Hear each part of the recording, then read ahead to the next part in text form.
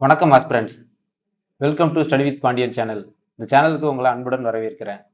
நம்ம sixth first டேர்மில் science complete பண்ணிட்டோம், ஹிஸ்டரி கம்ப்ளீட் பண்ணிட்டோம். நம்ம அடுத்ததா ஜாகிரபி வந்துட்டோம். புவியியல்ல முதல் பாடம் பேரண்டம் மற்றும் சூரிய குடும்பம். இதை பற்றி நம்ம பார்க்க போகிறோம். இது மிக மிக இம்பார்ட்டன்ட் லெசன் கைஸ். எதுக்கு சொல்கிறேன்னா, நான் சிக்ஸ்த்துலேருந்து 12th வரைக்கும் நிறைய பசங்களுக்கு பாடம் எடுத்திருக்கேன். ஆனால் மற்ற எந்த புக்லையும் இல்லாத அளவுக்கு பேரண்டம் சூரிய குடும்பமும் பற்றி இந்த புக்கில் அவ்வளோ டீட்டெயில் இருக்கும். அவங்க கொஸ்டின் கேட்கணும் உங்கள்கிட்ட அப்படின்னு நினச்சா இந்த பாடத்தில் இருந்து மட்டும்தான் கேட்க முடியும். ஏன்னா ஹையர் ஸ்டடீஸில் இந்த அளவுக்கு டீட்டெயிலாக எங்கேயுமே கிடையாது. முன்னாடிலாம் கைஸ் டிஎன்பிஎஸ்சி டிஎன்யூஎஸ்ஆர்பி நீங்கள் புக்கை மார்க் பண்ணி டைரெக்டாக படிச்சுட்டு போனீங்கன்னா பாஸ் ஆகி போயிடலாம். ஆனால் இப்போ அப்படி இல்லை. உங்களுக்கே அது நல்லா தெரியும். அவங்க கான்செப்டை புரிஞ்சு வச்சிருக்கானா, தெளிவாக படிச்சிருக்கானா அப்படிங்கிறத செக் பண்ணுறாங்க. டைரெக்டாக அவங்க கொஸ்டின் கேட்குறதே இல்லை. நீங்கள் புக்கை படிச்சுட்டு போனீங்கன்னா டைரக்ட் கொஸ்டின் மட்டும்தான் ஆன்சர் பண்ண முடியும். ஆனால் அவங்க அப்படி கேட்குறதே இல்லை. நீங்கள் கான்செப்ட் வைஸாக புரிஞ்சிருக்கும் போது தான் அதற்கான பதிலும் நீங்கள் கொடுக்க முடியும். நம்ம அதுக்கு ஏற்ற மாதிரி தான் தயாராகிட்டு போகணும். சரி கைஸ், இப்போ நம்ம பாடத்துக்குள்ளே போயிடலாம். பேரண்டம் மற்றும் சூரிய குடும்பம். முதல்ல ஒரு கேள்வி கேட்குறேன். நம்ம பூமியில் இந்த பருவகால மாற்றங்கள்லாம் ஏன் வருது? பகல் இரவு ஏன் மாறுது? இதற்கான பதிலெலாம் கேட்டிங்கன்னா நிறைய பேரோட ஆன்சர் என்னவா இருக்குன்னா, பருவகால மாறுபாடுதலுக்கு சூரியனுக்கு பக்கத்துல பூமி போகுது, அதனால கோடை காலம் வருது அப்படின்னு சொல்லுவாங்க. ஆனா அது சரி கிடையாது. அது முற்றிலும் தவறு. ஏன் அப்படின்னா, பூமி தன்னோட அச்சுல சாய்ந்திருக்கு. அது போக தன்னைத்தானே சுத்தி கொண்டு சூரியனையும் சுத்தி வருது. இதுதான் இதற்கான ஆன்சர். நம்ம இந்த பாடத்துல இதை பத்தி நிறைய பார்க்க போறோம். ரொம்ப இன்ட்ரெஸ்டிங்கா இருக்கும் இந்த பாடம். நம்ம பாடத்துக்குள்ள போயிடலாம். இந்த பாடத்துல முதல்லயே பெருவெடிப்பு, பிக் பேங் அப்படின்னு ஒன்று சொல்றாங்க. அப்படின்னா என்ன அப்படின்னா, இந்த பேரண்டம், இந்த சூரிய குடும்பம், அதுக்கு மேலே பால்வழி திரள், இது எல்லாமே ஒரு காலத்தில் ஒரு சின்ன துகள்குள்ளே தான் இருந்துச்சு. அது எண்ணிலடங்கா ப்ரெஷரை உள்ளே வச்சுருந்துச்சு, ரொம்ப அழுத்தத்தில் இருந்துச்சு. அது வெடித்து தான் இந்த பேரண்டமே உருவாச்சு அப்படின்னு அறிவியலாளர்கள்லாம் நம்புகிறாங்க. அதை தான் பெருவெடிப்புன்னு சொல்கிறாங்க. இந்த பெருவெடிப்பு நடந்ததுனால தான் விண்மீன்களும் வான்பொருள்களும் வந்ததாக சொல்கிறாங்க. இது எல்லாத்தையும் சேர்த்து பேரண்டம் அப்படின்னு சொல்கிறாங்க. இந்த பேரண்டத்தை பிரபஞ்சம்னு சொல்லலாம். இந்த பேரண்டத்தை பற்றி படிக்கிற படிப்புக்கு பேர் பிரபஞ்சவியல், அதாவது காஸ்மாலஜி அப்படின்னு சொல்கிறாங்க. இந்த காஸ்மாஸ் அப்படிங்கிறது ஒரு கிரேக்க வார்த்தை. இதோட நம்ம இந்த 6th புத்தகத்தில் மட்டும் 5வது வார்த்தை இதில் பார்க்குறோம். நம்ம முதல்ல ரோபோட்டா செக்கோஸ்லோவியா வார்த்தை, உத்தரவுக்கு படிந்த ஊழியர்னு பார்த்தோம். அடுத்ததாக நம்ம வரலாறு அப்படிங்கிறதுக்கு ஹிஸ்டோரியா அப்படிங்கிற கிரேக்க வார்த்தையை பார்த்தோம். ஹிஸ்டோரியா அப்படிங்கிற கிரேக்க வார்த்தைக்கு என்ன அர்த்தம் அப்படின்னா, விசாரிப்பதன் மூலம் கற்றல் அப்படின்னு பார்த்தோம். மூன்றாவதா நம்ம மானுடவியல், அதுக்கு ஆந்த்ரோபாலஜி அப்படின்னு பார்த்தோம். அதை 2ஆக பிரித்தாங்க, ஆந்த்ரோபோஸ், லோகோஸ் அப்படின்னு. ஆந்த்ரோபோஸ் அப்படின்னா மக்கள், லோகோஸ் அப்படின்னா எண்ணங்கள் அல்லது காரணம் அப்படின்னு பார்த்தோம். இப்போ சேர்த்து பார்க்கும்போது மக்களின் எண்ணங்கள் அல்லது மக்களின் காரணங்கள் அப்படின்னு பார்த்தோம். அடுத்ததா நாகரிகம் அப்படிங்கிறத சிவிஸ் அப்படிங்கிற லத்தீன் வார்த்தையிலேருந்து எடுத்ததாக பார்த்தோம். அதன் பொருள் நகரம். இப்போ நம்ம 5வது வார்த்தைகளில் போகிறோம். பேரண்டத்தை பற்றிய படிப்புக்கு காஸ்மாலஜி, அதில் காஸ்மாஸ் அப்படிங்கிறது ஒரு கிரேக்க வார்த்தை அப்படின்னு பார்க்குறோம். முதல்ல சொன்னது செக்கோஸ்லோவியா வார்த்தை, அடுத்த 2 கிரேக்க வார்த்தை பார்த்தோம். சிவிஸ் அப்படிங்கிறத லத்தீன் வார்த்தைன்னு பார்த்தோம். இப்போ காஸ்மாலஜி அப்படிங்கிறத கிரேக்க வார்த்தை அப்படின்னு பார்க்குறோம். ஏன் இதை சொல்கிறேன்னா, எல்லா வருஷமும் ஒரு கொஸ்டின் கேட்டுடுறாங்க, இது எந்த மொழி சொல், இதன் பொருள் என்ன அப்படின்னு. அதனால நம்ம முன்னாடியே ப்ரிப்பேர் ஆகிட்டு போகலாம். இதே மாதிரி நம்ம அப் டு 10th வரைக்கும், 11th 12th நம்ம சிலபஸில் உள்ள வார்த்தைகள் வரைக்கும் இதே மாதிரி கண்டினியூஸாக நான் சொல்ல சொல்ல உங்களுக்கு ஈஸியாக மெமரைஸ் ஆகிடும் அப்படிங்கிறதுக்காக தான் நான் இதை வருஷலாக கண்டினியூ பண்ணுறேன். அடுத்ததாக நம்ம பேரண்டத்தை பற்றி பார்க்குறோம். பேரண்டம்ன்றது என்ன சொன்னேன், நம்ம பிக் பேங் பெருவெடிப்பின் மூலயமா வெடிச்சு வந்தது எல்லா பொருட்களையும் பேரண்டம் அப்படின்னு சொல்கிறாங்க. இந்த பேரண்டம் சுமார் 15 பில்லியன் ஆண்டுகளுக்கு முன்பு உருவானதான். பில்லியன் அப்படின்னா 100 கோடி அப்படின்னு ஞாபகம் வச்சுக்கோங்க. 15 பில்லியன் ஆண்டுகள்னா சுமார் 1500 கோடி ஆண்டுகளுக்கு முன்பு இந்த பெருவெடிப்பு நடந்திருக்கு. இந்த பெருவெடிப்புனாலதான் பல விண்மீன் திரள்களும், நட்சத்திரங்கள், வால் நட்சத்திரங்கள், சிறு கோள்கள், துணைக்கோள்கள் எல்லாமே உருவாயிருக்கு அப்படின்னு கருதப்படுது. வான்பொருள்கள் இருக்கு இல்லையா, இந்த கோள்கள், நட்சத்திரங்கள், இதை நம்ம நார்மல் ஸ்கேலோ இதெல்லாம் வச்சு அளக்க முடியாது. ஏன்னா அது ரொம்ப அதிகம். அதை மீட்டர்லையும் குறிக்க முடியாது, கிலோமீட்டர்லையும் குறிக்க முடியாது. ஏன்னா அது ரொம்ப அதிகம். அதை அளக்கிறதுக்கு ஒளியாண்டு அப்படிங்கிற பதத்தை பயன்படுத்துறாங்க. ஒளியாண்டு அப்படின்னா என்னன்னா, ஒளி இருக்குல்ல நம்ம லைட், அந்த ஒளி அது வினாடிக்கு 3,00,000 கிலோமீட்டர் வரைக்கும் போகும். 3 × 10⁸ மீட்டர் அப்படின்னு சொல்றாங்க. அவ்வளவு தூரம் அது பயணிக்கும் வினாடிக்கு. இப்ப அது ஒரு வருடம் சென்றால் எவ்வளவு தூரம் செல்லுமோ அதை ஒரு ஒளியாண்டு அப்படின்னு சொல்றாங்க. அது எதுக்கு சார் ஒளியை பயன்படுத்துறாங்க அப்படின்னு கேட்டீங்கன்னா, நம்ம லைட் அந்த ஒளியை விட நம்ம இப்ப பயன்படுத்துற பூமியில வேகமானது எதுவும் கிடையாது. அந்த ஒளி தான் உள்ளதிலே வேகமானது. அது எவ்வளவுன்னு கேட்டீங்கன்னா 3,00,000 கிலோமீட்டர் ஒரு செகண்டுக்கு. அப்படி இல்லைன்னா இப்படி சொல்லலாம், அதே டைம் 3 × 10⁸ மீட்டர் பை செகண்ட் அப்படின்னு சொல்லலாம். அதான் ஒளியாண்டு அப்படின்னு சொல்றாங்க. அடுத்து விண்மீன் திரள் மண்டலம். விண்மீன் திரள் மண்டலம்னா என்னன்னா, பேரண்டம் பெருவெடிப்பின் மூலயமா உருவாச்சு இல்லையா, அந்த பேரண்டத்துல நிறைய விண்மீன் திரள் மண்டலம் இருக்கு. அந்த பெருவெடிப்புக்கு பின்னர் 5 பில்லியன் வருடங்கள், அதாவது அது ஒரு 15 பில்லியன் ஆண்டுகளுக்கு முன்பு பேரண்டம் உருவாச்சு. அதுக்கப்புறம் 5 பில்லியன், அதாவது இப்பையிலிருந்து 10 பில்லியன் ஆண்டுகளுக்கு முன்பு பால்வழி விண்மீன் திரள் மண்டலம் உருவாச்சு. இந்த பால்வழி விண்மீன் திரள் மண்டலத்துல தான் நம்ம சூரிய குடும்பம் இருக்கு. அது மாதிரி நிறைய திரள் மண்டலங்கள் இருக்கு, விண்மீன் திரள் மண்டலங்கள். அதுல பால்வழியும் ஒண்ணு. பால்வழின்றது பெருவெடிப்புக்கு அப்புறம் 5 பில்லியன் வருடங்களுக்கு பின்னர் உருவாச்சு. பால்வழி அண்டத்துக்கு பக்கத்துல உள்ள விண்மீன் திரள் மண்டலங்கள் என்னென்ன அப்படின்னு பார்த்தோம்னா, ஆண்ட்ரோமெடா மற்றும் மெகலனிக் கிளவுட்ஸ். அதாவது பால்வழி அண்டத்துக்கும் பக்கத்துல அதுதான் சொல்லலாம். சூரிய குடும்பத்துக்கும் அதுதானே, ஏன்னா பால்வழி அண்டத்துல தானே சூரிய குடும்பம் இருக்கு. பூமிக்கு அருகில் எதுன்னு கேட்டாலும் அதுதான் ஆண்ட்ரோமெடா விண்மீன் திரள் மண்டலம் மற்றும் மெகலனிக் கிளவுட்ஸ் விண்மீன் திரள் மண்டலம். விண்மீன்னு கேட்டா பூமிக்கு அருகில் உள்ள விண்மீன் அப்படின்னு கேட்டா சூரியன் அப்படின்னு நம்ம சொல்லலாம். சூரியன் ஒரு நட்சத்திரம் சொல்லுவாங்க. இப்ப பின்னாடி நம்ம அதை பார்க்கலாம். சூரிய குடும்பத்துக்கு அருகில் உள்ள அல்லது சூரியனுக்கே அருகில் உள்ள விண்மீன் அப்படின்னு கேட்டாங்கன்னா அது பிராக்சிமா சென்டாரி. அதை நம்ம ஹையர் ஸ்டடீஸ்ல படிக்கலாம். இப்போதைக்கு பக்கத்துல உள்ள விண்மீன் திரள் மண்டலங்கள் என்னென்ன அப்படின்னு தெரிஞ்சுக்கிட்டோம். நெக்ஸ்ட், நான் ஆல்ரெடி சொன்னதுதான், ஒளியாண்டை பத்தி ஒரு பாக்ஸ் கொடுத்துருக்காங்க. இதுல எக்ஸ்ட்ரா பாயிண்ட் என்ன கொடுத்துருக்காங்கன்னா, ஒளி சவுண்ட் இருக்கு இல்லையா, அந்த ஒளி வினாடிக்கு 330 மீட்டர் என்ற வேகத்தில் பயணிக்கும். இதுல நல்லா நோட் பண்ண வேண்டிய பாயிண்ட் என்னன்னா, திசை வேகம் வினாடிக்கு 3,00,000 கிலோமீட்டர்னு கொடுத்துருக்காங்க. அதை மீட்டர்ல மாத்தினா எக்ஸ்ட்ரா 3 ஜீரோ சேர்க்கணும். அதை தான் நான் சொன்னேன் இல்லையா, 3 × 10⁸ மீட்டர் அப்படின்னு. ஆனா ஒளி வினாடிக்கு, இந்த சவுண்டு வினாடிக்கு 330 மீட்டர் என்ற வேகத்தில் பயணிக்கும் அப்படின்னு கொடுத்துருக்காங்க. நீங்க கிலோமீட்டர் மீட்டர் அதை வந்து கரெக்டா பார்த்துக்கோங்க. இதெல்லாம் கேட்கக்கூடிய கொஸ்டின் கேஸ், அதனால ரொம்ப டைம் எடுத்து இம்பார்ட்டண்டா சொல்றேன். அடுத்து நம்ம அண்டத்தோட படிநிலைகளை பார்க்குறோம். பேரண்டம் படிச்சாச்சு. 15 மில்லியன் ஆண்டுகளுக்கு முன்பு உருவான பெருவெடிப்பின் மீது பெருவெடிப்பு, அதாவது பிக் பேங் மூலயமா உருவாச்சு. இந்த பேரண்டத்துக்கு உள்ள அடுத்தபடியா என்ன இருக்குன்னு கேட்டீங்கன்னா விண்மீன் திரள் மண்டலங்கள். இந்த விண்மீன் திரள் மண்டலங்கள் நிறைய இருக்கு. அதுல பால்வழி விண்மீன் திரள் மண்டலமும் ஒண்ணு. அந்த பால்வழி விண்மீன் திரள் மண்டலத்துலதான் சூரிய குடும்பம். சூரிய குடும்பம் மாதிரியே பல குடும்பங்கள் பால்வழி விண்மீன் திரள் மண்டலத்திலே இருக்கு. அதுல சூரிய குடும்பம். இந்த சூரிய குடும்பத்துக்குள்ளதான் கோள்கள் இருக்கு. இந்த கோள்கள்ல பூமியை ஒண்ணு. இந்த கோள்களுக்கு துணைக்கோள்கள் இருக்கு. இதுதான் படிநிலை. இதை தான் நம்ம வரிசலா பார்க்க போறோம். இப்ப அடுத்து பேரண்டத்தை பத்தி படிச்சு முடிச்சாச்சு. இப்ப சூரிய குடும்பம் பற்றி பார்க்கலாம். சூரிய குடும்பம், சோலார் சிஸ்டம். சோலார் என்ற சொல்லு வந்து சூரிய கடவுள் என பொருள்படும் SOL, சோல் என்ற லத்தீன் வார்த்தையிலிருந்து பெறப்பட்டது.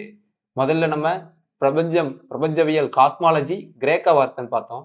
இப்ப சூரிய கடவுள் அப்படின்னு பொருளை கொடுக்கிற SOL, சோல் என்ற லத்தீன் வார்த்தையிலிருந்து சூரிய குடும்பம்ன்ற பெயரை எடுத்திருக்காங்க அப்படின்னு பாக்குறோம்.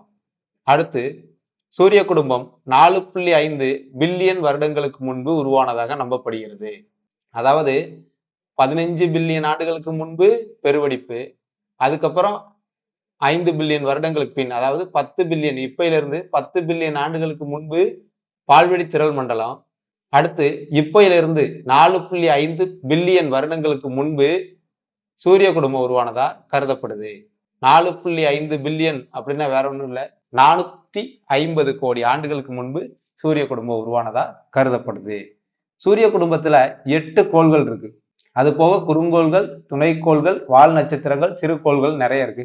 இந்த 8 கோள்கள் தான் மெயினா நம்ம பார்க்கிறோம்.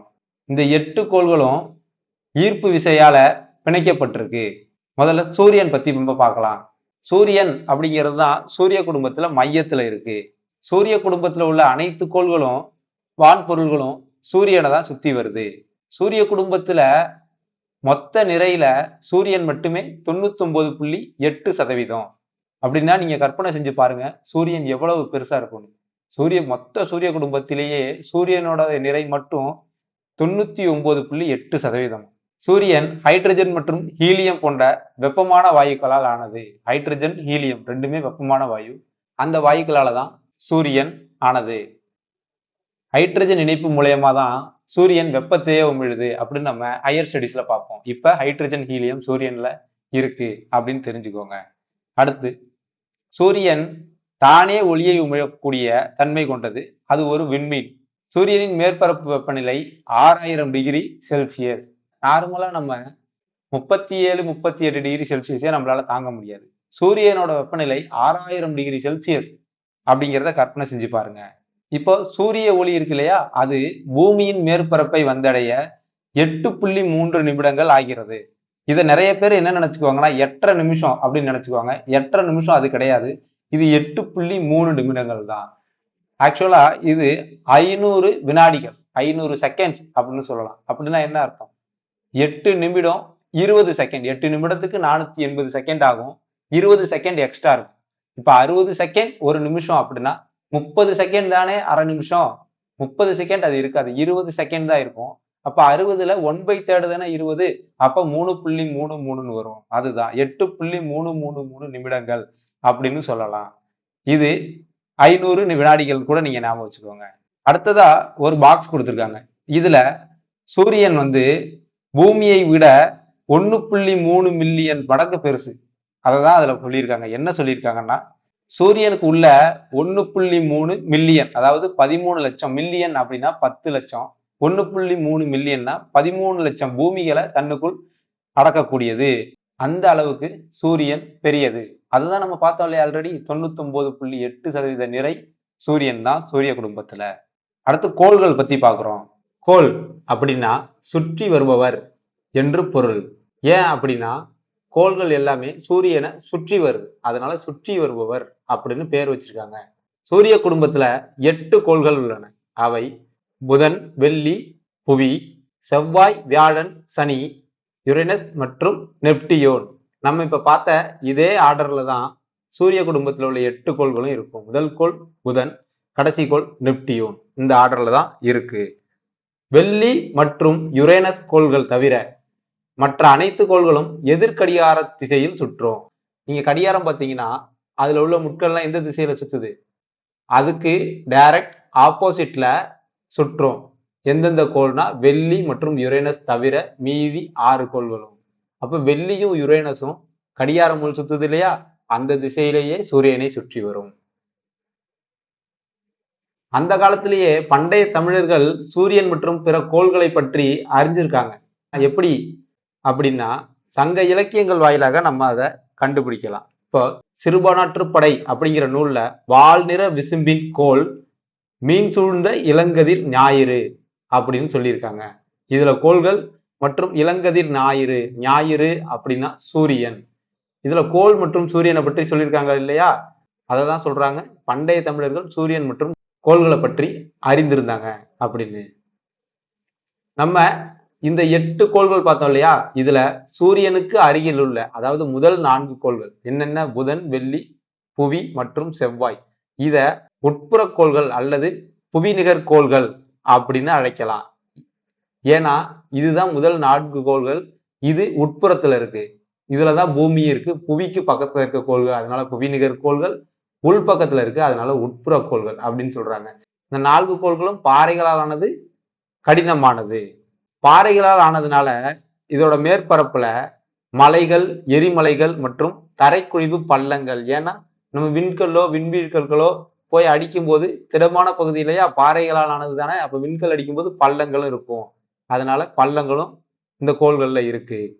அப்புறம் சூரிய குடும்பத்துல கடைசி 4 கோள்கள் வியாழன், சனி, யுரேனஸ், நெப்டியூன் எல்லாம் வெளிப்புற கோள்கள் அல்லது வியாழன் நிகர்கோள்கள் அப்படின்னு சொல்றாங்க. ஏன்னா அந்த 4 கோள்கள்ல பெருசு வியாழன். வியாழன் பக்கத்துல இருக்கிறதுனால வியாழன் நிகர்கோள்கள், வெளியில இருக்கிறதுனால வெளிப்புற கோள்கள் அப்படின்னு சொல்றாங்க.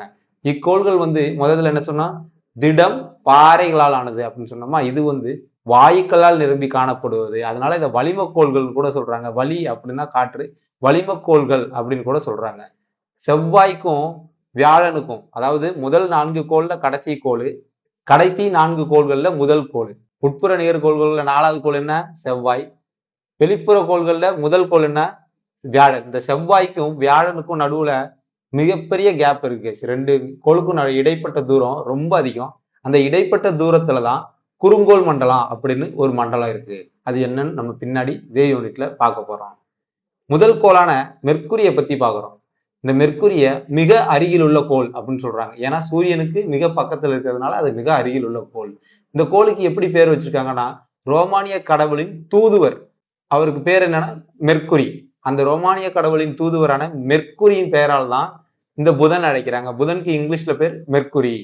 இந்த கோள்ல நீரோ வாயுவோ கிடையாது. ஏன்னா சூரியனுக்கு மிக அருகில் இருக்கிறதுனால இது பகல் நேரத்துல அதிக வெப்பத்தையும் இரவு நேரத்துல கடும் குளிர்லையும் இருக்கும். எப்படி சார் கடும் குளிர் வரும் அப்படின்னு நீங்க கேட்டீங்கன்னா, அது எப்படி அப்படின்னா, இப்போ நம்ம வீட்டுல பெரியோர்கள் எல்லாம் சொல்லுவாங்க இல்லையா, இப்ப பகல் நேரங்கள்ல அதிகமா வெயில் அடிச்சா சாயந்தரத்துல இரவுலயோ மழை வரும் அப்படின்னு. ஏன்னா எந்த இடம் ஹீட் அதிகமா இருக்கோ அந்த இடம் தான் கூலிங் வரும்போது அந்த கூலிங்கை அதிகமா இழுத்துக்கும், அப்சார்ப் பண்ணும். இப்ப புதனோட ஒரு பகுதி சூரியனை பார்த்து இருக்கும், அது மிகவும் வெப்பமான பகுதியா இருக்கும், பகல் நேரமா இருக்கும். அந்த சூரியன் சுத்தி வரும்போது அந்த வெப்பமான பகுதியே இருட்டுக்கு வரும் இல்லையா, சூரியன் இல்லாத பக்கத்துக்கு வரும் இல்லையா, அப்ப அதிகமான குளிர் எடுத்துக்கும். ஏன்னா அது அதிகமான வெப்பத்தை வாங்கி இருக்கு, அதனால அதிகமான குளிர் எடுத்துக்கும். இது பகல் நேரங்கள்ல அதிக வெப்பத்தையும் குளிர்காலத்துல அதிக குளிரையும் வச்சிருக்கும் அப்படின்னு சொல்றாங்க புதன். அடுத்ததாக புதனுக்கு துணைக்கோள்கள் எதுவும் இல்லை அப்படின்னு பாக்குறோம். அதிகாலையிலையும் அந்தி மாலையிலையும் புதனை நம்ம வெறும் கண்ணாலேயே பார்க்கலாம். அடுத்து வெள்ளி, வீனஸ். வெள்ளிய வெப்பமான கோள் அப்படின்னு சொல்றாங்க. ஏன்னா சார் புதன் தானே பக்கத்துல இருக்கு, வெள்ளியை எப்படி வெப்பமான கோள் சொல்றீங்க அப்படின்னு கேட்டீங்கன்னா, புதன் அளவில் மிகச் சிறியது, அது அப்சார்ப் பண்றதை விட வெள்ளி கொஞ்சம் அளவில் பெரியது, அது அப்சார்ப் பண்ற வெப்பத்தோட அளவு அதிகம். அதுவும் இல்லாம புதன் படிச்சோம் இல்லையா, அது அங்க காற்றோ நீரோ கிடையாது அப்படின்னு புதன் படிச்சோம் இல்லையா. ஆனா வெள்ளியில புறப்பரப்புல கார்பன் டை ஆக்சைடு இருக்கும். இந்த கார்பன் டை ஆக்சைடு பாத்தீங்கன்னா வெப்பத்தை அதிகமா உள்வாங்கி கொள்ளக்கூடிய தன்மையை கொண்டது. அதனால வெள்ளி மிகவும் வெப்பமான கோள் அப்படின்னு சொல்றாங்க. புதனை விட வெள்ளி தான் அதிக வெப்பத்தை கொண்டிருக்கு. அதுபோல பூமியும் வெள்ளியும் கிட்டத்தட்ட ஒரே சைஸ்ல இருக்கு. அதனால பூமியையும் வெள்ளியையும் இரட்டை கோள்கள் அப்படின்னு சொல்றாங்க. இந்த 8 கோள்கள்லயே தன்னைத்தானே மிகவும் பொறுமையாக சுற்றி கொள்ளக்கூடிய கோள் எது அப்படின்னு கேட்டீங்கன்னா, அது வெள்ளி. தன்னைத்தானே சுற்றி கொள்ள 243 நாள்கள் எடுத்துக்கொள்கிறது. பூமி தன்னைத்தானே சுத்தி கொள்ள 24 மணி நேரம் ஆகும். அதை தான் நம்ம ஒரு நாள்னு சொல்றோம். இப்ப வெள்ளியில ஒரு நாளை கற்பனை பண்ணி பாருங்க, 243 நாட்கள் ஒரு நாள் வெள்ளியில.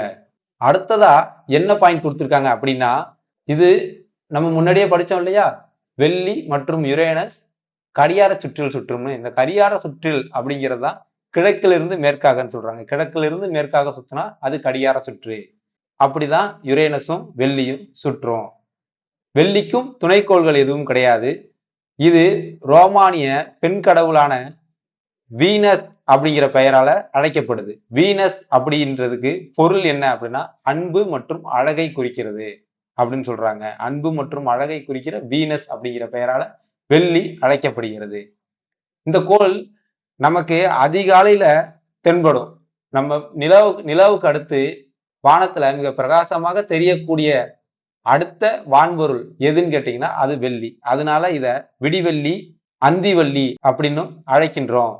அடுத்ததாக நம்ம புவியை பத்தி பார்க்கிறோம். புவி உயிர்கோளம் அப்படின்னு சொல்றாங்க. ஏன்னா நம்ம பார்க்கிற சூரிய குடும்பத்திலேயே உயிர் வாழக்கூடிய ஒரே இடம் இந்த புவி தான். அதனால இது உயிர்கோள் அப்படின்னு சொல்றாங்க. இந்த புவி 3வதாக அமைந்திருக்கு. சூரியன்ல இருந்து 3வது கோள். சைஸ்ல அளவுல பாத்தீங்கன்னா இது 5வது பெரிய கோள். நம்ம ஆல்ரெடி படிச்சிருக்கோம், புவியின் மேற்பரப்பு 3/4 பகுதி நீரால் சூழப்பட்டுள்ளது. அதனால நீங்க விண்வெளியிலிருந்து பார்க்கும்போது அது நீல கலர்ல தான் தெரியும். அதனால அதை நீலக்கோள் என்றும் நீர்க்கோள் என்றும் அழைக்கிறாங்க. ரோமானிய மற்றும் கிரேக்க கடவுளின் பெயரால் அழைக்கப்படாத ஒரே கோள் இந்த புவிதான். மற்ற எல்லாத்துக்கும் ரோமானிய கடவுள் பெயரோ அல்லது கிரேக்க கடவுளின் பெயரோ இருக்கும். புவிக்கு மட்டும்தான் இந்த மாதிரி பேர் எதுவும் கிடையாது. புவியின் துருவ விட்டம், அதாவது புவிக்கு மேல வட திசையில ஆர்டிக் பகுதி இருக்கு, புவிக்கு கீழே கீழ்ப்பகுதியில அண்டார்டிக் பகுதி இருக்கு. இந்த ஆர்டிக் பகுதிக்கும் அண்டார்டிக் பகுதிக்கும் நடுவழியா ஒரு கோடு போட்டோம்னா அதுதான் துருவ விட்டம். இது 12,714 கிலோமீட்டர் அப்படின்னு சொல்றாங்க. அடுத்து நிலநடுக்கோட்டு விட்டம்.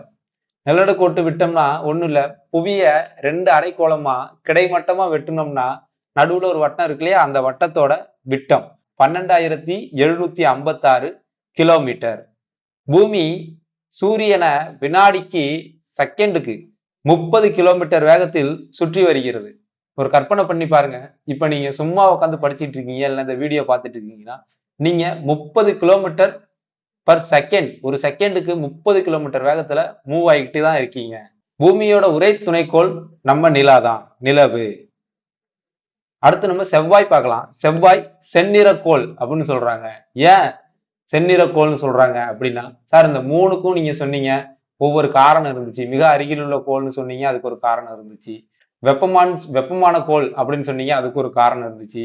பூமியை உயிர்கோள்னு சொன்னீங்க, அதுக்கு ஒரு காரணம் இருந்துச்சு. செவ்வாயை செந்நிறக்கோள் அப்படின்னு சொல்றதுக்கு என்ன சார் காரணம் அப்படின்னு கேட்டீங்கன்னா, செவ்வாயில இரும்பு ஆக்சைடு அதிகமா இருக்கும். இரும்பு ஆக்சைடோட கலர் செந்நிறம், அதனால செவ்வாய செந்நிறக்கோள் அப்படின்னு சொல்றோம். சூரியன்ட்ட இருந்து 4வதா இருக்குது இந்த கோள். புதனுக்கு அடுத்தபடியா 2வது, அதாவது புதன் மிகச் சிறிய கோள். புதனுக்கு அடுத்த சிறிய கோள் எதுனா செவ்வாய்.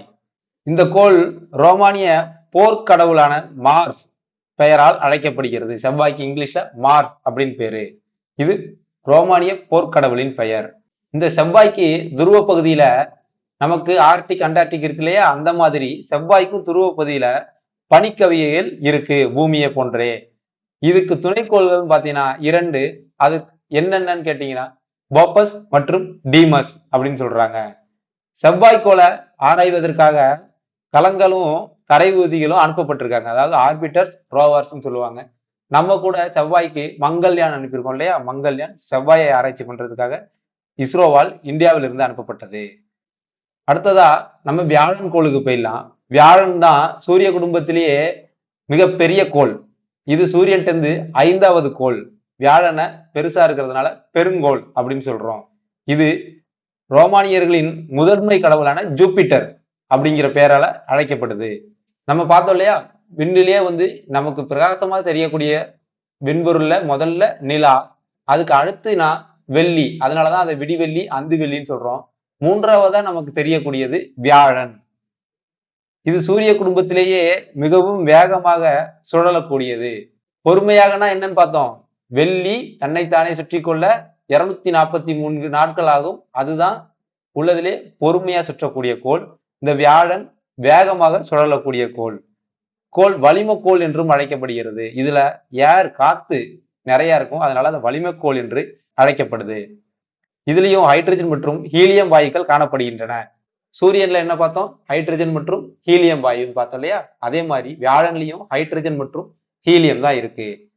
மிக அதிகமான துணைக்கோள்களை கொண்டுள்ளது. வியாழனின் துணைக்கோள்கள் எத்தனைன்னு கேட்டீங்கன்னா 67. அதுல அயோ, யூரோப்பா, கனிமீடு, கேலிஸ்டோ ஆகியன சில மிகப்பெரிய துணைக்கோள்களாகும். இதெல்லாம் வியாழனோட துணைக்கோள்களோட பேரு. அடுத்ததா இந்த பாக்ஸ்ல நான் சொன்னதுதான், இஸ்ரோ செவ்வாய்க்கோள வளிமண்டலம் மற்றும் தரைப்பகுதியை ஆராய்வதற்கு 29/9/2014 மங்கள்யான் அப்படின்னு ஒரு விண்கலத்தை அனுப்பியிருக்காங்க. இதுல இருந்து செவ்வாய்க்கோள ஆராயும் நாடுகள்ல ரஷ்யா ஃபர்ஸ்ட், அடுத்து நாசா யுஎஸ்ஏ, அடுத்து ஐரோப்பிய விண்வெளி ஆராய்ச்சி நிறுவனம், அடுத்ததாக 4வது இடத்துல நம்ம இந்தியா இருக்கு, இஸ்ரோ. நம்ம அடுத்ததா சனி கோளை பத்தி பார்க்க போறோம். சனி வளையங்கள் கொண்ட கோள் அப்படின்னு அழைக்கப்படுது. இங்கிலீஷ்ல சாட்டர்ன் அப்படின்னு பேரு. சூரிய குடும்பத்துல 2வது பெரிய கோள். முதல்ல என்ன பார்த்தோம், வியாழன். 2வது பெரிய கோள் சனி.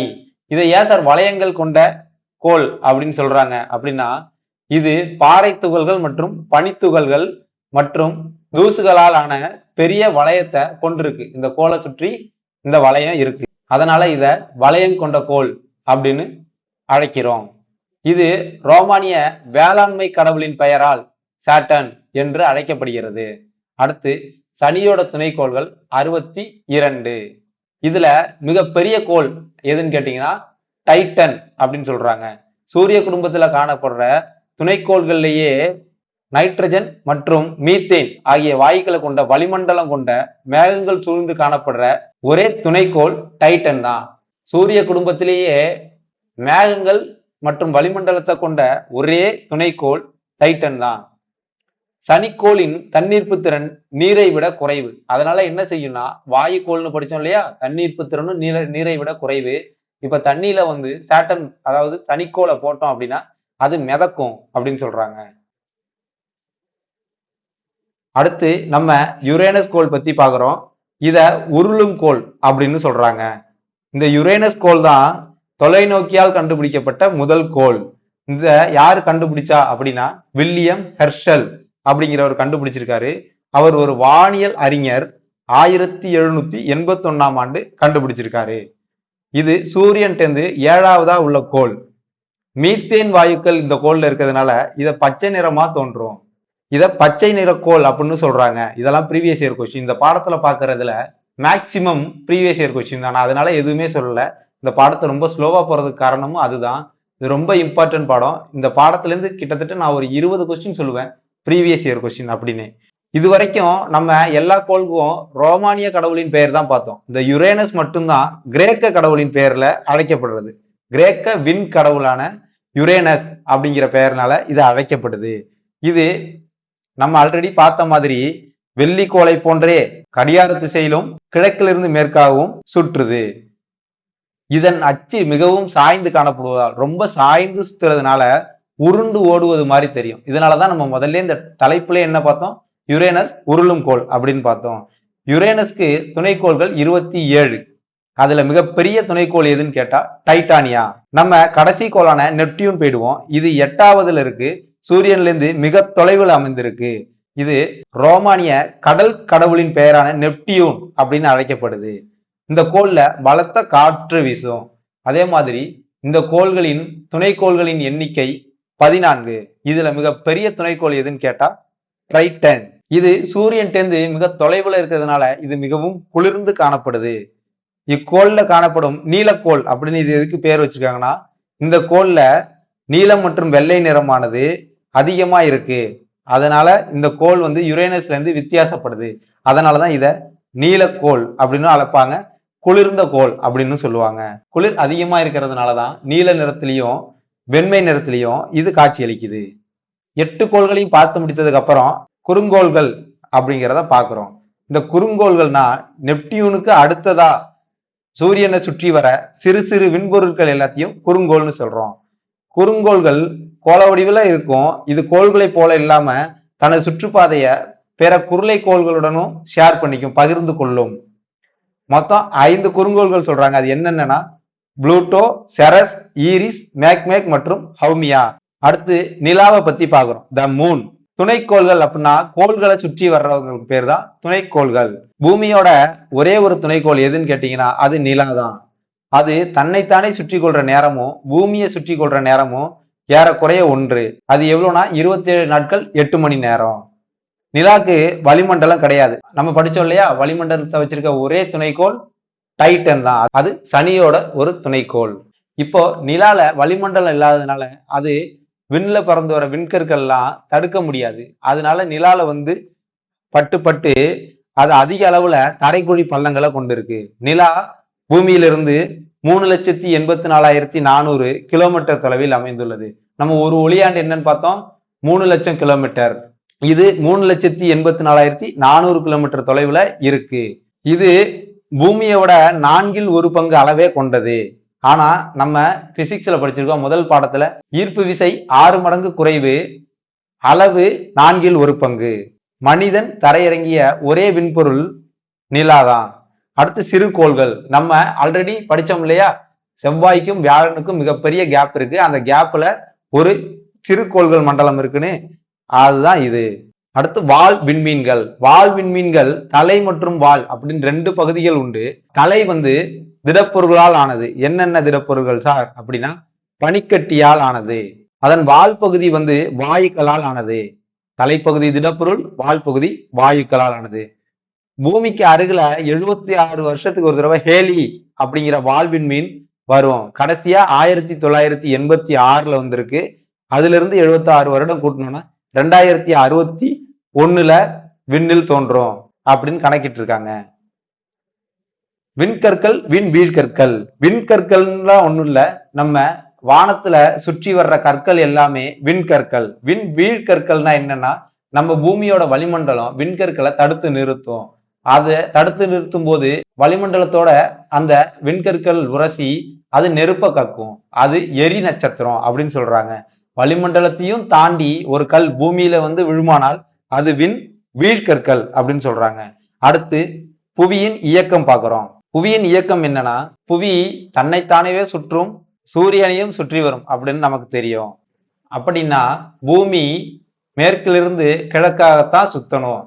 இத நம்ம பிசிக்ஸ்ல ஆல்ரெடி படிச்சிருக்கோம். இதை ஆரியப்பட்டா அனுமானித்தார் அப்படின்னு ஒரு யூனிட்ல நம்ம பிசிக்ஸ்ல படிச்சிருக்கோம் இல்லையா, அதை தான் இங்க சொல்றாங்க.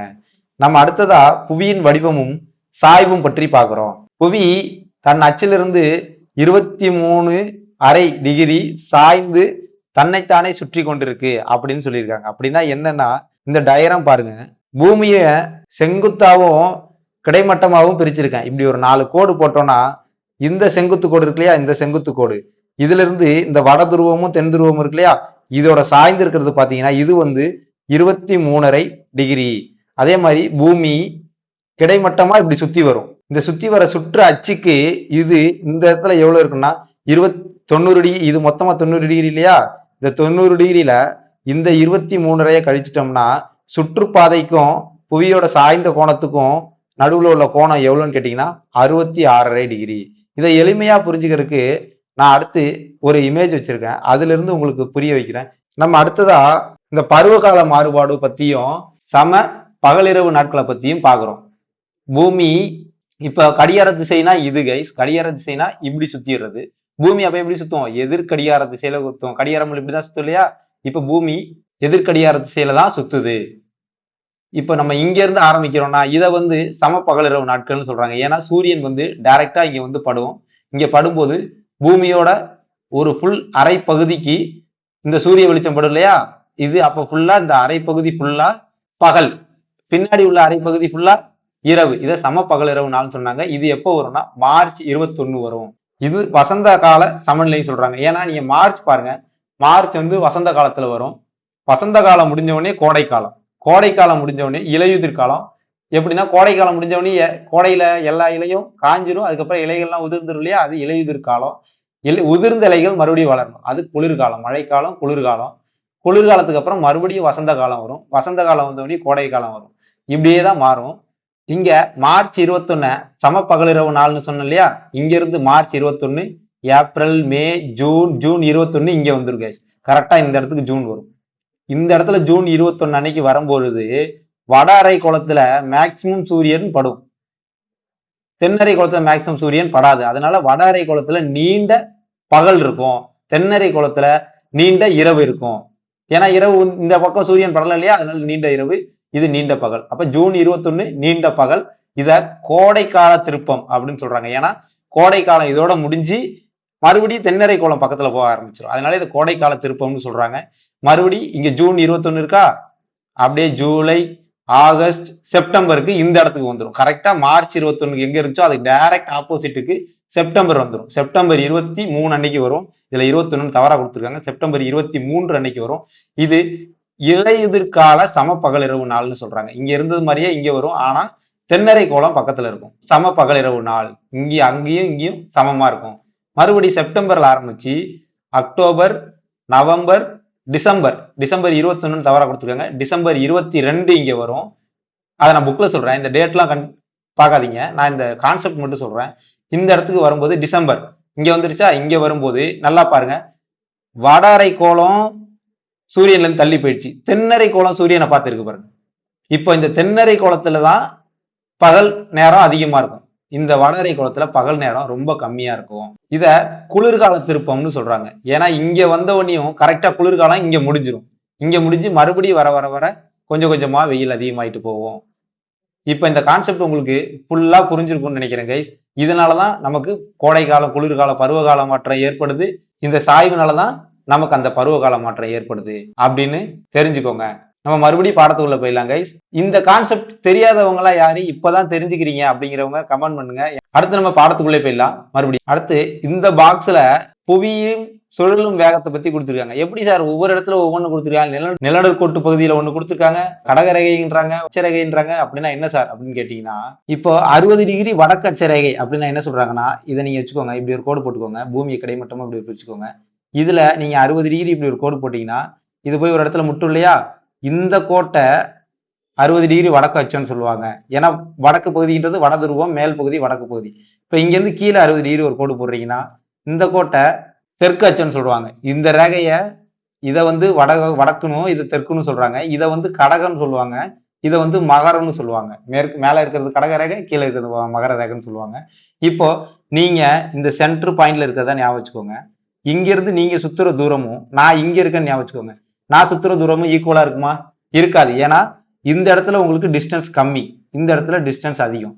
அப்ப இங்க சுத்துற வேகம் இங்க சுத்துற வேகத்தோட அதிகமா இருக்கும் இல்லையா? இப்ப நீங்க நிக்கிறீங்க, நீங்க போற வேகம் நான் போற வேகத்தோட அதிகமா இருக்கும் இல்லையா? அதை தான் சொல்றாங்க.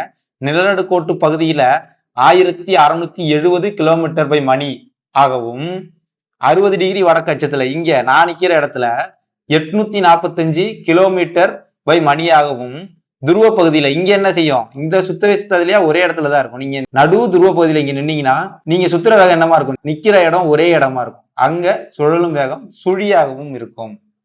அதாவது நீங்க மூவ் ஆக மாட்டீங்க, ஒரே இடத்துல தான் இருப்பீங்க. அங்க சுழி, இங்க 845, இங்க 1670 கிலோமீட்டர் பர் மணியாகவும் இருக்கும் அப்படின்னு சொல்றாங்க. நம்ம அடுத்ததா புவி தன் அச்சுல தன்னைத்தானே சுழலுது இல்லையா? அது மேற்குல இருந்து கிழக்காக சுழல்ன்றதை பார்த்துட்டோம். ஒரு முறை சுழல்வதற்கு 23 மணி நேரம் 56 நிமிடம் 4.09 வினாடிகள் எடுத்துக்கொள்ளுது. அதை தான் நம்ம ஒரு நாள் அப்படின்னு சொல்றோம். 24 மணி நேரம். நள்ளிரவு சூரியன்னா ஒண்ணு இல்லை கைஸ். நள்ளிரவு சூரியன்றது நம்ம அந்த டயக்ராம் பார்த்தோம் இல்லையா? அந்த வட துருவத்தை ஞாபகம் வச்சுக்கோங்க. இந்த வட துருவம் இருக்கு இல்லையா? இங்க ஒரு வட்டம் போட்டுக்கோங்க, இங்க ஒரு கோடு, இங்க ஒரு கோடு போட்டுக்கோங்க. இதை மேல உள்ளதை நம்ம ஆர்டிக்னு சொல்லுவோம், கீழே உள்ளதை அண்டார்டிக்னு சொல்லுவோம். இந்த தான் ஆர்டிக் வட்டம்னு இங்க ஒரு வட்டம் இருக்கும். அதை நம்ம ஃபியூச்சர்ல பார்க்கலாம். இப்போதைக்கு இங்க வட்டம் இருக்கு, இது ஆர்டிக் வட்டம். இதோட வடக்கு பகுதியை ஞாபகம் வச்சுக்கோங்க. இங்க சூரியன் இருக்கதா நினைச்சுக்கோங்க. இங்க சூரியன் இருக்கு. இப்போ நான் ஆர்டிக் வட்டத்துக்கு மேல இருக்கேன். இப்ப நான் இங்க இருக்கேன்னா இந்த இடம் சுத்தும் இல்லையா? இந்த சுத்தும் போது இது ஃபுல் டைம் சுத்தும் போது நான் அந்த சூரியனை பார்த்துக்கிட்டே இருப்பேன். 24 மணி நேரத்துக்கு இந்த சூரியன் தெரியும் இந்த இடத்துல இருந்தா. புரியுதாக? சாஞ்சு இருக்கிறதுனால இது சாஞ்சுதான் இருக்கு இல்லையா?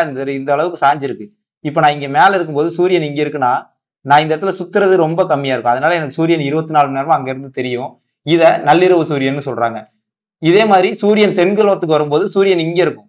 அப்ப அண்டார்டிக் வட்டத்துக்கு கீழே நான் இங்க இருந்தேன்னா எனக்கும் 24 மணி நேரம் சூரியன் தெரியல. அந்த 24 மணி நேரம் சூரியன் தெரியறதுதான் நள்ளிரவு சூரியன் சொல்றாங்க. நெக்ஸ்ட் நம்ம ஒளிர்வு வட்டம் அப்படின்னா என்னன்னா, இங்க பாருங்க. இப்ப அதுலயே சொல்றேன் நானு.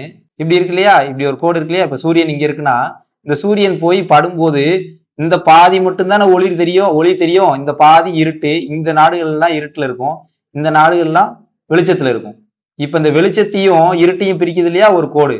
இதுதான் ஒளிர்வு வட்டம் அப்படின்னு சொல்றாங்க. நெக்ஸ்ட் நம்ம இப்ப பூமி சூரியனை சுத்தி வர்றதை பார்த்தோம் இல்லையா? அது மொத்தமா எத்தனை நாட்கள் ஆகும் அப்படின்னு கேட்டா 365 நாட்கள் ஆகும்.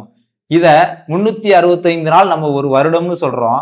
அப்ப அந்த கால் நாள் என்ன சார் ஆகும்னா 4 வருஷத்துக்கு ஒரு தடவை லீப் வருடம் வரும். நம்ம பிப்ரவரிக்கு 28 நாள்னு தெரியும் பிப்ரவரி மாசத்துல. ஆனா லீப் வருடத்துல பிப்ரவரிக்கு 29 நாளா கொடுத்து 366 நாள் ஆக்கியிருப்பாங்க. இப்ப 365 நாள் ஒரு வருடம் அப்படின்னு சொல்லும் போது இந்த கால் நாள் எடுத்துக்கோங்க. 4 கால் சேர்ந்துச்சுன்னா ஒண்ணு இல்லையா? 4 வருஷத்துக்கு ஒரு தடவை ஒரு நாள் எக்ஸ்ட்ரா வரும். 366 நாளா இருக்கும். அத லீப் வருடம் அப்படின்னு சொல்லுவோம். லீப் வருடத்துல பிப்ரவரி மாசத்துக்கு 29 நாட்கள் அப்படின்னு ஞாபகம் வச்சுக்கோங்க. இந்த லீப் வருடம் எப்படி சார் கால்குலேட் பண்றதுன்னா, அது 4ஆல டிவைட் ஆகுற வருஷம் எல்லாமே லீப் வருடம். 2000, 2004, 2008 அந்த மாதிரி 4ஆல டிவைட் ஆகுற வருஷம் எல்லாமே லீப் வருடமா இருக்கும். சூரிய அண்மை புள்ளி அப்படின்னா என்னன்னா, சூரியன் இப்ப நீள்வட்ட பாதையில நம்ம ஒரு டயக்ராம் பார்த்தோம் இல்லையா? அந்த மாதிரி சூரியன் நடுவுல இருக்காது, கொஞ்சம் தள்ளி இருக்கும். நீள்வட்டத்தோட குவிய புள்ளியில தான் சூரியன் இருக்கும். உதாரணத்துக்கு நான் எப்படி சொல்றேன்னா, இங்க பாருங்க. இது நீள்வட்டம்னு வச்சுக்கோங்க. பூமி சுத்தி வர நீள்வட்டம்னு வச்சுக்கோங்க. இது பூமின்னு வச்சுக்கோங்க. சூரியன் நடுவுல இருக்காது, கொஞ்சம் தள்ளி இந்த இடத்துல குவிய புள்ளியில தான் இருக்கும். பூமி இங்க வரும்போது சூரியனுக்கு பக்கத்துல வருது இல்லையா, இத அண்மை புள்ளினும், இது ரொம்ப தூரமா இருக்குல்ல, இந்த இடம் ரொம்ப தூரமா இருக்கு இல்லையா, பூமி இங்க வரும்போது இத தொலைதூர புள்ளின்னு குறிக்கிறாங்க. அடுத்து மார்ச் 21 செப்டம்பர் 23 சமப்புல பகல் இரவு நாள்னு பார்த்துட்டோம். அது எப்படி வந்துச்சுன்னு பார்த்துட்டோம். அடுத்ததா ஜூன் 21 டிசம்பர் 22 என்னன்னு நம்ம பார்த்துட்டோம். கோடைகால திருப்பம், அது மாதிரி குளிர்கால கதிர் திருப்பம் அப்படின்னு பார்த்தாச்சு. அடுத்து புவிக்கோளங்களை மூணா பிரிக்கிறாங்க. ஒன்னு பாறை கோளம், ரெண்டாவது நீர்க்கோளம், மூன்றாவது வளிமண்டலம், அதான் வளிக்கோளம் மூன்றா பிரிக்கிறாங்க. இந்த மூன்று கோளத்திலையும் சேர்த்து உயிரினங்கள் வாழக்கூடிய குறுகிய மண்டலத்தை உயிர்கோளம் அப்படின்னு சொல்றாங்க. அந்த மூணு கோளம் பிரிவு உயிர்கோளம்ன்றது உயிரினங்கள் வாழக்கூடிய கோளம். இப்போ முதல்ல பாறை கோளத்தை பார்க்குறோம். லித்தோஸ்பியர் அப்படின்னு சொல்றாங்க. லித்தோஸ் என்ற கிரேக்க பதத்திலிருந்து பாறை கோளம் என்ற சொல் பெறப்பட்டது. கிரேக்கம், அந்த 8 கோள்கள்ல கிரேக்கம் எங்கன்னு பார்த்தோம். கிரேக்கம் ஒரே ஒரு இடத்துல தான் இருக்கும், அது யுரேனஸ். யுரேனஸுக்கு மட்டும்தான் கிரேக்க வார்த்தை பயன்படுத்தியிருப்பாங்க. அதே மாதிரி பாறை கோளத்துக்கும் கிரேக்கத்தை தான் பயன்படுத்தியிருக்காங்க. லித்தோஸ் அப்படின்னா பாறை என்று பொருள்படும் கிரேக்கத்துல. பாறைன்னா என்னன்னு தெரியும், நம்ம இப்போ மேற்பரப்புல காணப்படுற பாறைகள், மண் அடுக்க எல்லாம் பாறைகள்னு சொல்றோம். அடுத்ததா நீர்க்கோளத்தை பத்தி பாக்குறோம். நீர்க்கோளம்ன்றதும் ஒரு கிரேக்க சொல்ல இருந்து எடுத்திருக்காங்க. அது என்னன்னா ஹைட்ரோ அப்படின்னு சொல்றாங்க. அதனாலதான் நீர்க்கோளத்துக்கு இங்கிலீஷ்ல பேர் ஹைட்ரோஸ்பியர். நீர்க்கோளங்கள்லாம் என்னென்ன, பெருங்கடல், கடல், ஆறு, ஏரி எல்லாமே நீர்க்கோளம். பனிக்கவிகைகள் மற்றும் வளிமண்டலத்துல காணப்படுற நீராவி கூட நீர்க்கோளத்துல அடங்கும். மூன்றாவது கோளம் என்னன்னு பார்த்தோம்னா வளிமண்டலம், வளிக்கோளம்னு அழைக்கலாம். அத அட்மாஸ்பியர் அப்படின்னு சொல்றாங்க. இப்போ இதுவும் ஒரு கிரேக்க சொல் தான். அட்மோ அப்படிங்கிற வார்த்தையில இருந்து எடுத்திருக்காங்க. அதுக்கு அர்த்தம் என்னன்னா வளி அல்லது காற்று அப்படின்னு பேரு. இந்த காற்று மண்டலம் தான் நமக்கு வளிமண்டலமா இருக்கு. இந்த வளிமண்டலத்துல நைட்ரஜன் 78%, ஆக்சிஜன் 21% இருக்கு. மொத்தமா கூட்டுங்க, ஆக்சிஜன் மற்றும் ஹைட்ரஜனை 99% வந்துடும். அது போக மீதி 1% தான் carbon di oxide, argon, hydrogen, helium மற்றும் ஓசோன் வாயுக்கள் எல்லாமே. நம்ம அடுத்து பார்த்தோம் இல்லையா, உயிர்கள் வாழக்கூடிய கோளம் உயிர்கோளம்னு. பாறை கோளம், நீர்க்கோளம், வளிமண்டலம் மூணுமே சேர்த்து உயிரினங்கள் வாழக்கூடிய ஒரு பகுதி உயிர்கோளம் என்று அழைக்கப்படுகிறது. இத பயோஸ்பியர்னு சொல்றாங்க. இதுவும் கிரேக்க வார்த்தை தான். பயோ அப்படிங்கிற கிரேக்க வார்த்தைக்கு பொருள் என்னன்னா உயிர் அப்படின்னு பொருள். கடைசியில ஒரு பாக்ஸ் பாக்குறோம். மன்னார் வளைகுடா உயிர்கோள பெட்டகம் எங்க இருக்குன்னா இந்திய பெருங்கடல்ல இருக்கு. அது 10,500 சதுர கிலோமீட்டர் பரப்பளவுல இருக்கு. இதோட இந்த பாடத்தை நம்ம கம்ப்ளீட் பண்றோம் கைஸ். உங்களுக்கு இந்த பாடம் புரிஞ்சிருக்கும்னு நினைக்கிறேன். நான் ஸ்லோவா போன மாதிரி உங்களுக்கு தெரிஞ்சிருக்கலாம். ஆனா இந்த பாடம் ரொம்ப ரொம்ப ரொம்ப இம்பார்ட்டன்ட் பாடம். நீங்க இப்ப செலவு பண்ண நேரத்துக்கு கண்டிப்பா உங்க பரீட்சையில உங்களுக்கு 1 மார்க் இருக்கு. அந்த 1 மார்க் உங்க கட் ஆஃப்ல கூட உங்களுக்கு வேலை வாங்கி தரலாம். இந்த பாடம் அவ்வளவு முக்கியமான பாடம். அடுத்ததா நம்ம எப்பவும் பண்ற மாதிரி ஒரு குயிக் பேர் ரிவிஷன் பண்ணிடலாம். கொஞ்சம் ஃபாஸ்டா போற மாதிரி இருக்கும். நீங்க கான்சென்ட்ரேஷன் பண்ணி கேளுங்க. இதுக்கப்புறம் நீங்க புக்கை பார்க்கணும்னு அவசியம் இல்லை. நானும் புக்கு பார்க்காம தான் சொல்லுவேன். கண்ணை மூடிக்கோங்க, ஹெட்ஃபோன் இருந்தா போட்டுக்கோங்க, இல்லைன்னா காதுகிட்ட போனை வச்சுட்டு கேளுங்க. உங்களுக்கு ரிவைஸ் பண்ண மாதிரி ஆயிடும். நீங்க கண்டிப்பா மறுபடியும் புக் எடுக்கணும்னு கூட அவசியம் இருக்காது. நம்ம ரிவிஷன்ல போயிடலாம். முதல்ல பெருவெடிப்பு பிக் பேங் பத்தி பார்த்தோம். அதன் காரணமா தான் பேரண்டம் உருவாச்சுன்னு பார்த்தோம். பேரண்டத்தை பத்தி படிக்கிறது பிரபஞ்சவியல்னு பார்த்தோம். காஸ்மாலஜி, அதுக்கு காஸ்மாஸ்ன்றது ஒரு கிரேக்க வார்த்தை அப்படின்னு பார்த்தோம். அடுத்து பேரண்டம் சுமார் 15 பில்லியன் ஆண்டுகளுக்கு முன்பு உருவாச்சுன்னு பார்த்தோம். அதுக்கப்புறம் 5 பில்லியன் ஆண்டுகள்ல பால்வழி திரள் மண்டலம் உருவாச்சுன்னு பார்த்தோம். இந்த பால்வழி திரள் மண்டலத்தை தான் சூரிய குடும்பம் இருக்கிறதா பார்த்தோம். அடுத்து பால்வழி திரள் மண்டலத்துக்கு அருகையில் உள்ள திரள் மண்டலங்கள் என்னென்ன, விண்மீன் திரள் மண்டலங்கள் என்னென்னு பார்த்தோம்னா ஆண்ட்ரோமடா மற்றும் மெகலனிக் கிளவுட்ஸ்ன்னு பார்த்தோம்.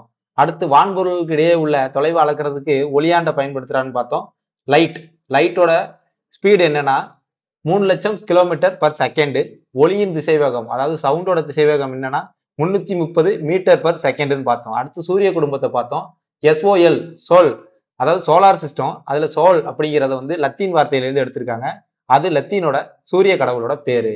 சூரிய குடும்பம் சுமார் 4.5 பில்லியன் ஆண்டுகளுக்கு முன்னால் உருவானது அப்படின்னு பார்த்தோம். அடுத்து சூரியனை பத்தி பார்க்குறோம். சூரியனோட நிறை மொத்த சூரிய குடும்பத்துல 99.8%. சூரியன் தன்னைத்தானே ஒளியுமிழக்கூடிய ஒரு விண்மீன் அப்படின்னு பார்த்தோம். சூரியனோட மேற்பரப்பு வெப்பநிலை 6000 டிகிரி செல்சியஸ், ஹைட்ரஜன் மற்றும் ஈலியம் வாயுக்களால் நிறைஞ்சதுன்னு பார்த்தோம். சூரிய ஒளி பூமியை வந்தடைய 8.3 நிமிடங்கள் ஆகும்னு பார்த்தோம். 1.3 மில்லியன் புவிகளை தன்னுள் அடைக்கிறதுக்கு அந்த அளவுக்கு சூரியன் பெருசுன்னு பார்த்தோம். அடுத்து கோள்கள் பத்தி பார்க்குறோம். கோள் அப்படின்னா சுற்றி வருபவர் என்று பொருள். 8 கோள்கள் இருக்கு. புதன், வெள்ளி, பூமி, செவ்வாய், வியாழன், சனி, யுரேனஸ், நெப்டியூன் அப்படின்னு 8 கோள்கள் இருக்கு. யுரேனஸ் மற்றும் வெள்ளி தான் கடிகார சுற்றுல சுற்றும், கிழக்குல இருந்து மேற்காக சுற்றும். மற்ற எல்லா கோள்களுமே மேற்கில இருந்து கிழக்காக சுத்தும். பண்டைய தமிழர்களும் கோள் மற்றும் சூரியனை பத்தி அறிந்திருந்தாங்க அப்படின்னு பார்த்தோம். உதாரணமாக சிறுபானாற்று படையை பத்தி பார்த்தோம். நெக்ஸ்ட் முதல் 4 கோள்கள் உட்புற கோள்கள், புவிநிகர் கோள்கள்னும், அடுத்த 4 கோள்கள் வெளிப்புற கோள்கள், வியாழன் நிகர் கோள்கள்னு பார்த்தோம். ஒவ்வொரு கோளா பாக்குறோம். ஃபர்ஸ்ட் புதன், அதுதான் சூரியனுக்கு மிக அருகாமையில் உள்ள கோள் அப்படின்னு பார்த்தோம். ரோமானிய கடவுளின் தூதுவரான மெர்க்குரியின் பெயரால் அது அழைக்கப்படுதுன்னு பார்த்தோம். துணைக்கோள்கள் கிடையாது. வெள்ளி பூமியோட சேர்ந்த இரட்டை கோள்னு பார்த்தோம். விடிவெள்ளி, அந்து வெள்ளின்னு பார்த்தோம். தன்னைத்தானே சுற்றி கொள்ள 243 நாட்கள் ஆகும். அதுதான் உள்ளதிலே மெதுவான கோள் தன்னைத்தானே சுற்றுதல்னு பார்த்தோம். அன்பும் அழகும் குறிக்கும் ரோமானிய பெண் கடவுளான வீனஸ் அப்படிங்கிற பெயரால் அதை அழைக்குதுன்னு பார்த்தோம். அடுத்து நிலவிற்கு அடுத்தபடியாக விண்ணில் பிரகாசமாக தெரியக்கூடியது வெள்ளி அப்படின்னு பார்த்தோம். மூன்றாவதா புவி, உயிர்கோளம். இது 5வது பெரிய கோள் அப்படின்னு பார்த்தோம். நீலக்கோள், நீர்கோள்னு அழைக்கிறாங்க. கிரேக்க கடவுள் ரோமானிய கடவுளின் பெயரால் அழைக்கப்படாத ஒரே கோள் அப்படின்னு பார்த்தோம். அடுத்து துருவ விட்டம் 12,714 கிலோமீட்டர்னும், நிலநடுக்கோட்டு விட்டம் 12,756 கிலோமீட்டர்னு பார்த்தோம். துணைக்கோள் 1 நிலா. அடுத்து செவ்வாயை பத்தி பாக்குறோம். செவ்வாய் தான் புதனுக்கு அடுத்து 2வது மிகச்சிறிய கோள். சூரியன்ல இருந்து 4வது கோள். ரோமானிய போர்க்கடவுளான மார்ஸ் பேரை வச்சு அதை அழைக்கிறாங்க. இரும்பு ஆக்சைடு அதிகமா இருக்கிறதுனால அதை செந்நிற கோள் அப்படின்னு சொல்றாங்க. துணைக்கோள் 2 போபஸ் மற்றும் டீமஸ். அடுத்து வியாழன் பத்தி பாக்குறோம். வியாழன் தான் மிகப்பெரிய கோள். ரோமானிய முதன்மை கடவுளின் பேரு ஜூபிட்டர் அப்படிங்கிறதுனால அழைக்கப்படுது. வெள்ளிக்கு அடுத்து விண்ணில முதல்ல நிலா, அடுத்து வெள்ளி, அடுத்து வியாழன் தான் விண்ணில பிரகாசமா தெரியும் நமக்கு. அடுத்து வேகமாக சுழலும் கோள், தன்னைத்தானே வேகமா சுழலும் கோள்னு பார்த்தோம். அடுத்து வளிமக்கோள் என்றும் அழைக்கப்படுகிறது. ஹைட்ரஜனும் ஹீலியமும் வியாழன்லயும் இருக்குன்னு பார்த்தோம். துணைக்கோள்கள் இதுக்குதான் மிக அதிகம், 67ன்னு பார்த்தோம். எடுத்துக்காட்டுக்கு அயோ, யூரோப்பா, கனிமேடு, கேலிஸ்டோன் பார்த்தோம். அடுத்து சனி. சனின்றது ஒரு வளையக்கோள் அப்படின்னு பார்த்தோம். ஏன்னா இதுல தூசுகள், பாறைகளான ஒரு வளையம் இருக்கு. இது நீரின் தண்ணீர்ப்பு தன்மையோட குறைவு, நீர்ல போட்டா மிதக்கும் அப்படின்னு பார்த்தோம். துணைக்கோள்கள் மொத்தம் 62. பெரிய கோள் டைட்டன். இந்த டைட்டன் தான் மற்ற சூரிய குடும்பத்துல உள்ள எல்லா துணைக்கோள்லையுமே மேகங்களையும் வளிமண்டலத்தையும் கொண்டிருக்கு அப்படின்னு பார்த்தோம். யுரேனஸ் பாக்குறோம். இது தொலைநோக்கியால் கண்டுபிடிக்கப்பட்ட முதல் கோள். யாரு கண்டுபிடிச்சானா வில்லியம் ஹெர்ஷல் 1781. மீத்தேன் இருக்கிறதுனால பச்சை நிற கோள் அப்படின்னு பார்த்தோம். இது மட்டும்தான் ரோமானிய கடவுளின் பெயர் இல்லாம கிரேக்க விண் கடவுளின் பெயரால் அழைக்கப்படுது, யுரேனஸ் அப்படின்னு. இது தன் அச்சிலிருந்து ரொம்ப சாஞ்சி இருக்கிறதுனால உருளும் கோள் அப்படின்னு அழைக்கப்படுது.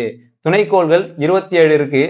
பெரிய கோள் எதுன்னு கேட்டீங்கன்னா துணைக்கோள்ல டைட்டானியா அப்படின்னு சொல்றாங்க. இது எப்படி ஞாபகம் வச்சுக்கிறீங்கன்னா, சனிக்கு டைட்டன், யுரேனஸுக்கு டைட்டானியா, மூன்றாவதா நெப்டியூனுக்கு ட்ரைட்டன் வரும். ட்ரை அப்படின்னா மூணாவதா, அதை ட்ரைட்டன் மூணாவதா வச்சுக்கோங்க. முதல்ல டைட்டு, சனியில டைட்டு, டைட்டானியா, ட்ரைட்டன் அப்படின்னு ஞாபகம் வச்சுக்கோங்க. நெப்டியூனோட துணைக்கோள் ட்ரைட்டன். மொத்த துணைக்கோள் எத்தனைன்னு கேட்டீங்கன்னா 14. ரோமானிய கடவுளின் நெப்டியூன் ரோமானிய கடல் கடவுளின் பெயர்கள் அழைக்கப்படுது. குளிர அதிகமா இருக்கும், அதனால நீலம் மற்றும் வெண்மை நிறமுடையது. அடுத்து குறுங்கோள்கள் பார்த்தோம். குறுங்கோள்கள்ல 5 இருக்கு. புளூட்டோ, செரஸ், மேக்மேக், ஈரிஸ், ஹவுமியான்னு பார்த்தோம். நிலாவை பத்தி பாக்குறோம். நிலவு பூமியோட ஒரே துணைக்கோள். இது தன்னைத்தானே சுற்றி வர்ற நேரமும் பூமியை சுற்றி வர்ற நேரமும் ஒண்ணுன்னு பார்த்தோம். எவ்வளோனா 27 நாட்கள் 8 மணி நேரம் அப்படின்னு பார்த்தோம். அடுத்து பூமியிலிருந்து நிலா 3,84,400 கிலோமீட்டர் தூரம் அப்படின்னு பார்த்தோம். பூமியை விட அளவுல 4 மடங்கு தான் இருக்கும் அப்படின்னு பார்த்தோம். அடுத்து சிறுகோள்கள் செவ்வாய்க்கும் வியாழனுக்கு நடுவுல இருக்குன்னு பார்த்தோம். வால் விண்மீன்கள்னா தலை மற்றும் வால் இருக்கும். தலைப்பகுதி திடப்பொருள்களால் ஆனது, பனிகளால் ஆனதுன்னு பார்த்தோம். வால் பகுதி வாயுக்களால் ஆனது. ஹேலி அப்படின்னு ஒரு வால் நட்சத்திரத்தை பத்தி பார்த்தோம். இது 1986ல கடைசியா வந்திருக்கு. 76 வருடங்களுக்கு ஒரு முறை வரும். அடுத்து வரப்போறது 2061ல. அடுத்து புவியின் வடிவமும் சாய்வும் பார்த்தோம். புவி உருண்டை வடிவமானது. அதை ஜியாய்டுன்னு சொல்லுவாங்க. அதை ஹையர் ஸ்டடீஸ்ல பார்க்கலாம். அதன் சாய்வு தன்னுடைய அச்சிலிருந்து 23.5 டிகிரி சாய்வு, சுற்றுவட்ட பாதையின் அச்சிலிருந்து 66.5 டிகிரி கோணத்தை ஏற்படுத்தும்னு பார்த்தோம். நிலநடுக்கோட்டு பகுதியில பூமியோட வேகம் 1670 கிலோமீட்டர் பை மணினும், 60 டிகிரி வடக்கு அச்சத்துல 845 கிலோமீட்டர் பை மணினும் பார்த்தோம். துருவ பகுதியில சுழி வேகம் அப்படின்னு பார்த்தோம். அடுத்து நம்ம மங்கள்யான் அனுப்பியிருக்கோம் இல்லையா, இஸ்ரோ. அது எப்பனா 24 செப்டம்பர் 2014ல மங்கள்யான் அனுப்பியிருக்காங்க. இதுல இருந்து செவ்வாய்க்கு அனுப்புனதுல நம்ம 4வது, முதல்ல ரஷ்யா, 2வது நாசா, 3வது ஐரோப்பா, 4வது நம்ம இந்தியாவோட இஸ்ரோ அப்படின்னு படிச்சோம். பூமி ஒரு முறை சுழல்வதற்கு தன்னைத்தானே சுத்திக்கிறதுக்கு 23 மணி நேரம் 56 நிமிஷம் 4.09 வினாடிகள்னு பார்த்தோம். ஒளிர்வு வட்டம் அப்படின்னா என்ன? சூரியன் படுற ஒளி படுற இடத்தையும் இருட்டா இருக்க இடத்தையும் பிரிக்கிற கோடு ஒளிர்வு வட்டம். நள்ளிரவு சூரியன்னா என்னன்னு பார்த்தோம். ஆர்டிக் வட்டத்துக்கு மேலையும் அண்டார்டிக் வட்டத்துக்கு கீழையும். ஆர்டிக் வட்டத்துக்கு மேலனா என்ன அர்த்தம்? ஆர்டிக் வட்டத்துக்கு வடக்கு பகுதியிலையும் அண்டார்டிக் வட்டத்துக்கு தெற்கு பகுதியிலையும் சூரியன் 24 மணி நேரமும் தெரிகிறது நள்ளிரவு சூரியன் அப்படின்னு சொல்றாங்க. சூரியனுக்கு மிக அருகாமையில பூமி இருக்கும்போது சூரிய அண்மை புள்ளினும், சூரியனுக்கு மிக தொலைவுல பூமி இருக்கும்போது சூரிய தொலைதூர புள்ளினும் அழைக்கிறாங்க. சம பகலிரவு நாட்கள் என்னென்ன அப்படின்னா மார்ச் 21, செப்டம்பர் 23. அடுத்ததா ஜூன் 21 வட அரைக்கோளம் நீண்ட பகல் நாளையும், டிசம்பர் 22 தென்னரைக்கோளம் நீண்ட பகல் நாளையும் கொண்டிருக்குன்னு பார்த்தோம். ஜூன் 21 கோடைக்கால கதிர் திருப்பம்னு பார்த்தோம். டிசம்பர் 22 குளிர்கால கதிர் திருப்பம்னு பார்த்தோம். கடைசியா மன்னார் வளைகுடா பத்தி பார்த்தோம். மன்னார் வளைகுடா எங்க இருக்குன்னா இந்திய பெருங்கடல்ல சுமார் 10,500 சதுர கிலோமீட்டர் பரப்பளவுல இருக்கிறதா பார்த்தோம். இதோட இந்த பாடம் முடியுது கைஸ். நான் என் டியூட்டிலாம் முடிச்சு என்னோட நைட் டைம்ல தான் உங்களுக்காக வீடியோ ரெடி பண்ணி போடுறேன். சப்ஸ்கிரைப் பண்ணுங்க, உங்க ஃப்ரெண்டுக்கெல்லாம் ஷேர் பண்ணுங்க, சப்போர்ட் பண்ணுங்க கைஸ். உங்களுக்கு இது பிடிச்சிருக்கும்னு நம்புறேன், நல்லா புரிஞ்சுக்கிப்பீங்கன்னு நம்புறேன். நம்ம இதே மாதிரி எல்லா பாடத்தையும் புரிஞ்சு படிக்கலாம். அதுல இருந்து கொஸ்டின்ஸ் மிஸ் ஆகாது. அவங்க கான்செப்டா கேட்டாலும் கூற்றுக்காரனை கேட்டாலும் உங்களுக்கு கொஸ்டின் மிஸ் ஆகாது. நம்ம குறிக்கோள்னா எதையும் தொடக்கூடாது கைஸ். தொட்டா விடக்கூடாது. நீங்க படிப்புன்றதை தொட்டுட்டீங்க, இந்த வீடியோ பார்க்க வந்திருக்கீங்கன்னா நீங்க படிப்புன்றதை தொட்டுட்டீங்க, எக்ஸாம் கிளியர் பண்ணணுன்ற முடிவுக்கு வந்துட்டீங்க. தொட்டீங்க, தொட்டா விடக்கூடாது. நம்ம அதை சாதிச்சு காட்டியே ஆகணும். அதுக்கு ஏத்த மாதிரி நம்ம ரெடி ஆகும். டிஸ்கிரிப்ஷன்ல இந்த பாடத்துக்கான நோட்ஸ் நான் ஆட் பண்ணியிருக்கேன். அதை எடுத்து யூஸ் பண்ணிக்கோங்க. நன்றி கைஸ்.